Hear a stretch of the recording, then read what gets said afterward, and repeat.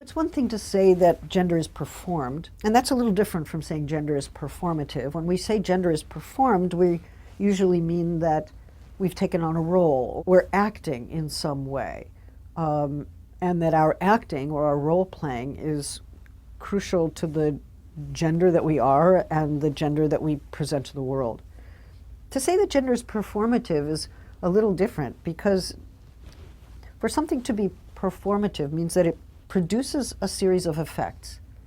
We act and walk and speak and talk in ways that consolidate an impression of being a man or being a woman. You know, I was walking down the street in Berkeley when I first arrived several years ago, and a young woman who was, I think, in high school leaned out of her window and she yelled, "Are you a lesbian?" And she was looking to harass me. Or maybe she was just freaked out, or she thought I looked like I probably was one and wanted to know. But instead I just turned around and I said, "Yes, I am." And that really shocked her. We act as if that being of a man or that being of a woman is actually an internal reality or something that's simply true about us, a fact about us. Actually, it's a phenomenon that's being produced all the time and reproduced all the time.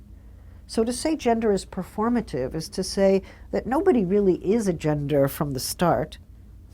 I know it's controversial, but that's my claim. Think about how difficult it is for sissy boys, or how difficult it is for tomboys to function socially without being bullied or without being teased or without sometimes suffering threats of violence. Or without their parents intervening to say, maybe you need a psychiatrist, or why can't you be normal? So, you know, there are institutional powers like psychiatric normalization, and there are informal kinds of practices like bullying, which try to keep us in our gendered place. There's a real question for me about how such gender norms get established and policed, and what the best way is to disrupt them and to overcome the police function.